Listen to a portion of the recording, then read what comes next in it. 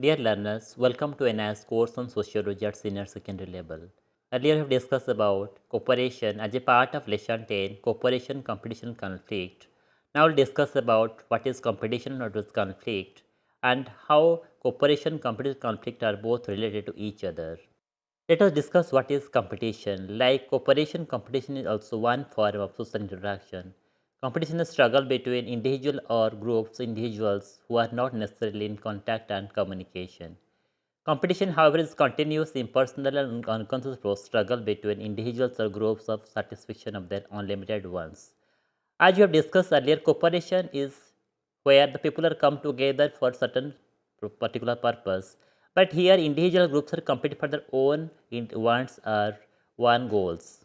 As you know, as a member of society, everyone also wants to gain economic status, social status. So we struggle with each other to have some economic status. So we can say that competition is a struggle to for position to gain economic status. The status of the individual or a group of individuals in the social order is determined by several indicators such as income, wealth, social prestige, political power, education, etc.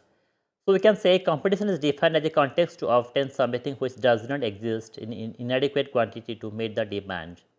As you know, in social situation now, there are many individuals they are competing for the jobs, and their jobs is very scarce. So what is happening that everyone is competing with each other. Even in a society, there are many individuals they are friends to each other, but they don't tell each other that there is advertisement in the a company because they feel that if I will tell that person that then it may happen that I may not get the job. So we can say that in a market or in a society, everyone is competing with each other.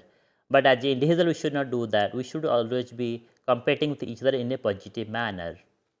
Competition also refers to a social process where individuals and groups try to acquire which are scarce such as goods, commodities, services, social position, political power, economic and occupational opportunities. As I told you, there are few jobs and there are many individuals they have completed their education and they are in the market. So we can say that it is a close competition, it is a close struggle between individuals and groups. Everybody wants to have these items, but these are very few. As I told you, the jobs are very scarce and there are many individuals for the job. Society believes in a giving equal chance to all the members to have access to these scarce items. So we can say that competition is a social process. So we can say that competition is a social process which characterizes interaction process in a formal institutional setup. For example, in a school and college, the students compete with one another for securing highest marks. Similarly, you can say that there are many cricketers in India, but there are only 11 sports that they can represent in the international level. So we can say that competition is very high, that is competition at the all India level. There are rules for all these competitions. A person who performs best following all the rules win the competition and gets the award. Now we can discuss what are the characteristics of competition. Competition is a impersonal struggle. How? Competition is normally directed towards a goal and not against any individual. You can take an example of civil services examination. Every year we have examination conducted by UPSC, but there are many takers. There are more than 10 lakh individuals who compete for civil services, and they appear and then they qualify. Competition is mainly an unconscious activity, but at times conscious competition also takes place. Many times individuals, those who are engaged in a competition, may become oblivious of the fact that they are in a competitive race. You can say that in a particular coaching center, people are taking the coaching for competitive examination, but at some time they become oblivious to each other also. At times, competition can be vicious both for individuals and groups. It may create emotional disturbances. Unfair competition has the most disintegrating effect. Suppose you can say that in a particular class, two students are competing each other for having the first position in the class. So sometimes it happens that they also become enemy for some point of time because they feel that if I share all the information with another friend, it may happen that I may not become the first position. I may not take the first position in the school or in the class situation. I also suggest learners that they should not do all these things because you have to go for a long goal. Competition is also universal. Competition is characteristic feature in modern society. It is also found in all societies, primitive, traditional, modern period, and in every age. Even you'll go to USA or UK, you'll find the competition is also there, like you find in India. It is also found in rural area and also in the urban area. So we cannot say that it is only a modern phenomenon or it is only found in the urban societies. Competition is also regarded as the conducive for progress. Fair competition is conducive to economic as well as social progress and even to general welfare because it spurs individuals and groups to exert the best efforts.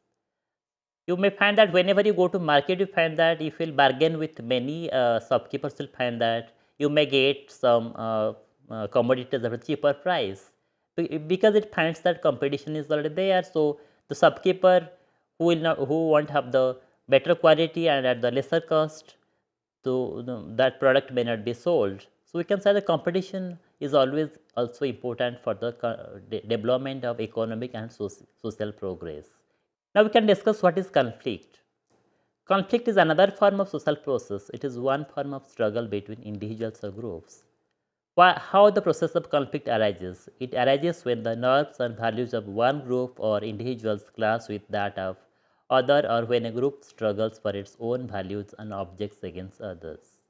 So we can say the conflict is also universal. It is also found in other societies like as we find in case of competition. Why conflict takes place? Conflict takes place whenever a person or group seeks to gain reward not by surpassing other competitors but by preventing them from effectively competing. You might have seen in many cases that people, those who are going for sports, they are also in conflict with each other. They also file a case against one or other sports person because of simple reasons. Now we can discuss about the difference between competition and conflict. In competition, rules are observed, but in conflict, there are primarily no rules. Conflict situation emerges when the interest of interacting individuals or groups clash with one another. The most common example are conflict between two caste groups in a village or conflict between different political parties at the local level. You might have seen in a village or in cities there are two groups, they are observing Ganesh Puja. So they are competing with each other that our group should do in a proper manner, our group should do in a very good manner so that we'll get the appreciation from all the villagers. So we can say that there is competition. So, but in case of when the conflict happens between two caste group in a village because of political rivalry, that is called conflict. Conflict has certain positive consequences for the society. At least it recognizes the divergent opinions and new points of views and become quite instrumental in bringing about social change. You might have found that there are two groups in a village or in a society. So when they conflict, it found that the best opinion also come out of that. So that leads to social change in a village or in a community. Now we can discuss the characteristics of conflict. Conflict is also universal. As I told you that as we found that competition is found in all societies, similarly conflict also found in all societies, found in rural society, it is also found in the modern society, it is also found in the urban society. So it is universal. Conflict is a conscious action. The members involved in it deliberately oppose one another for achieving their respective goals. As I told you, if you go to in a particular playground, you will find that there are two groups, they are playing with each other, and they also because they found that if we'll promote our goal, then we'll able to achieve our own goal. We can also take the example of club also. There are two clubs in a village, and they if they perform better function, and they thought that if we'll do some activities in proper, we'll get all the appreciation. So sometimes they oppose one another to achieve their respective goals. Conflict is not a continuous process. For example, we can say that in a particular village, there two groups may be conflicting with each other to achieve their own goal, but after some time, they also follow the path of peace and tranquility. Conflict primarily remains a personal activity. At times, it acquires greater intensity and involves many people. In such cases, it is a manifest at the level of particular social group, or it might involve entire society. It also leads to social change. As I told you, competition also leads to social change. Similarly, conflicting ideas and conflicting opinions are precondition of social change. If a society continues to remain the state of equilibrium, it will remain static unless there is a social disequilibrium. Suppose if we look at case of India, India might not have come to such a stage if there are two groups not competing with each other for a particular ideology. We always say there is a left ideology, there is a right ideology also in the country. So because of that, we are getting better input, we get better framework for the development of our country. So sometimes conflict also better for the society. Now we can discuss there are different types of conflict. Conflict can be of various types. They are war, litigation, and conflict of impersonal ideals. Similarly, it also carries the manifest type and latent type. What is manifest type? The manifest type conflict can be observed, but the latent conflict primarily remains invisible. What is corporate conflict? Corporate conflict occurs among the groups within a society or between two societies. As I told you, there are two groups in a village, so we can say that is called corporate conflict. Similarly, strike by laborers and war between nations, etc., can be corporate conflict. Whereas personal conflict between groups due to hostility or jealousy. And conflict can also be temporary or also perpetual. Conflict between individuals on a roadside, village, shop, city bus are the example of ephemeral conflict, such conflict do not last over for a long period of time. People generally forget and come back to normal life. Conflict between two rival groups of villages are the example of perpetual conflict. It is stretched over a long period of time and sometimes it extends over several generations. However, there are intermittent periods of peace and social harmony followed with period of conflict. Now we can discuss how cooperation, competition and conflict as social continuum, how both are related to each other and how all of them are essential for the society. The process of cooperation, competition, conflict are the basis of all forms of social interaction. However, people can cooperate with one another or could enter into conflict depending on the situation. For example, candidates competing for the job might do the preparation together, share notes, and they might get jealous of each other. It normally happens. Suppose in a school, you might find that the both are best friend in a school, but after when they found that one person get the first position and another is have the second position, then they become jealous of each other. Sometimes they don't talk to each other for a certain period of time, and after that they become the friend.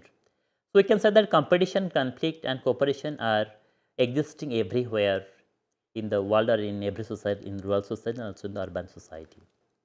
The nature and extent of these processes may vary according to the distinctive local, social, and cultural condition. However, their process is universal and considered as a social continuum.